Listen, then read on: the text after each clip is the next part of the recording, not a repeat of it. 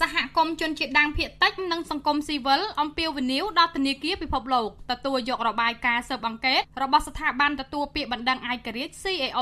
និងដោះស្រាយវិបត្តិហិរញ្ញវត្ថុនៅកម្ពុជាយើងខ្ញុំជាប្រជាពលរដ្ឋសហគមន៍ជនជាតិដើមភាគតិចក្រុមសង្គមស៊ីវិលដែលធ្វើការងារជាមួយសហគមន៍ជនជាតិដើមភាគតិចនិងប្រជាពលរដ្ឋផ្សេងទៀតដែលបានចូលរួមជាសាមគ្គីភាពជាមួយសហគមន៍ជនជាតិដើមភាគតិចនៅកម្ពុជានេះឱកាសទិវាអន្តរជាតិជនជាតិដើមភាគតិចពិភពលោកនៅថ្ងៃនេះយើងខ្ញុំសូមអំពាវនាវដល់ធនាគារពិភពលោកសូមកែប្រែសេចក្តីសម្រេចរបស់ខ្លួនដែលបានជំរុញឲ្យមាននីតិរដ្ឋភាពសម្រាប់ស្ថាប័នខ្លួនចំពោះផលប៉ះពាល់អវិជ្ជមានដែលបានបង្កឡើងដោយការផ្ដាល់កម្ចីបែបកេងប្រវ័ញ្ចជាច្រើននៅក្នុងប្រទេសកម្ពុជាដោយបដូរមកវិញខ្លួនត្រូវតែផ្ដល់ដំណោះស្រាយនិងបញ្ឈប់ការរីករាលដាលផលប៉ះពាល់អវិជ្ជមាននៃវិបត្តិមីក្រូហិរញ្ញវត្ថុទៅលើសហគមន៍ជនជាតិដើមភាគតិចប្រជាពលរដ្ឋក្នុងសហគមន៍ជាច្រើនកន្លែងនៅទូទាំងប្រទេសកម្ពុជាកំពុងរស់នៅដោយរងទុក្ខលំបាកយ៉ាងខ្លាំងពីផលប៉ះពាល់អវិជ្ជមាននៃបំណុលមីក្រូហិរញ្ញវត្ថុជារៀងរាល់ថ្ងៃកុមារជាច្រើនអ្នកមិនអាចបន្តការសិក្សាបានក្រុមគ្រួសារជាច្រើនរស់នៅឆ្ងាយពីគ្នា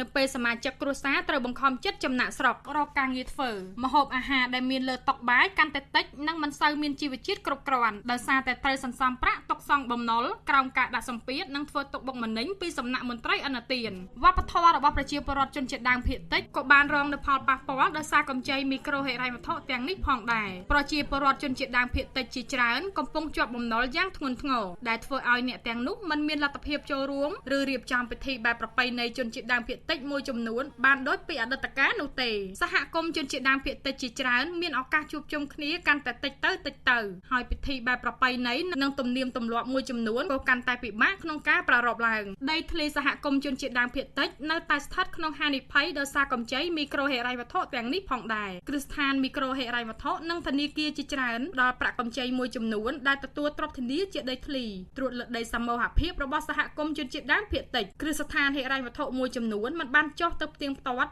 ឬខ្វល់ថាដីទាំងនោះជាដីកម្មសិទ្ធិឯកជនរបស់កូនបំណុលឬជាចំណែកនៃដីសមូហភាពរបស់សហគមន៍ជនជាតិដើមភាគតិចនោះទេនឹងករណីខ្លះគ្រឹះស្ថានហិរញ្ញវត្ថុបានដាក់សម្ពាធឲ្យកូនបំណុលលក់ដីនោះដើម្បីបង់សងបំណុលរបស់ខ្លួននិងជាញឹកញាប់ត្រូវបានលក់ទៅឲ្យពលរដ្ឋខាងក្រៅដែលមិនមែនជាសមាជិកសហគមន៍ជនជាតិដើមភាគតិចដែលបានបង្កឲ្យកើតមាននៅបញ្ហាជាច្រើនលើដីសមូហភាពនិងរឹតតែបង្កផលលំបាកដល់សហគមន៍ជនជាតិដើមភាគតិចក្នុងការទទួលបានកម្មសិទ្ធិដីសមូហភាពស្ថានភាពខាងលើនេះកំពុងតែកើតមាននៅស្ទើរតែទូទាំងប្រទេសយើងខ្ញុំបានឃើញនៅក្នុងភូមិជាច្រើនដែលយើងខ្ញុំកំពុងរស់នៅនិងឬកំពុងធ្វើការជាមួយការិយាល័យភាពអនុលោមទីប្រឹក្សាដោះស្រាយវិវាទ CAO នៃសាជីវកម្មហិរញ្ញវត្ថុអន្តរជាតិ ISC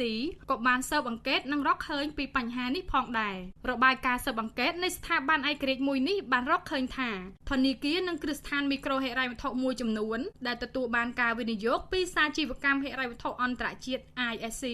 បានផ្ដល់ប្រាក់កម្ចីជាច្រើនដែលបានដាក់បានកម្មសិទ្ធិដីធ្លីជាទ្រព្យធានាត្រួតលើដីធ្លីសហគមន៍ជនជាតិដើមភាគតិចរបាយការណ៍នេះក៏បានរកឃើញផងដែរថាមិនមានភស្តុតាងណាមួយដែលបានបង្ហាញថាសាជីវកម្មហិរញ្ញវត្ថុអន្តរជាតិ ISC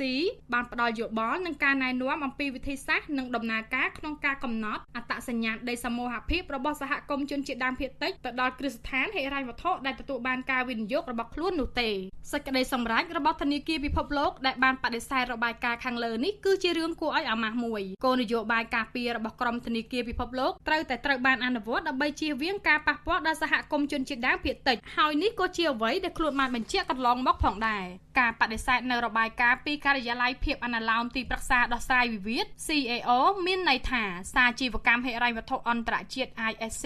របស់ធនាគារពិភពលោកនៅតែធានាឲ្យមាននូវផលប៉ះពាល់អវិជ្ជមានជាច្រើនបន្តកើតមានឡើងនិងកាន់តែធ្ងន់ធ្ងរមកលើសហគមន៍ជនជាតិដើមភាគតិចទាំងនេះយើងខ្ញុំសូមអំពាវនាវដល់ធនាគារពិភពលោកនិងសាជីវកម្មហិរញ្ញវត្ថុអន្តរជាតិ ISC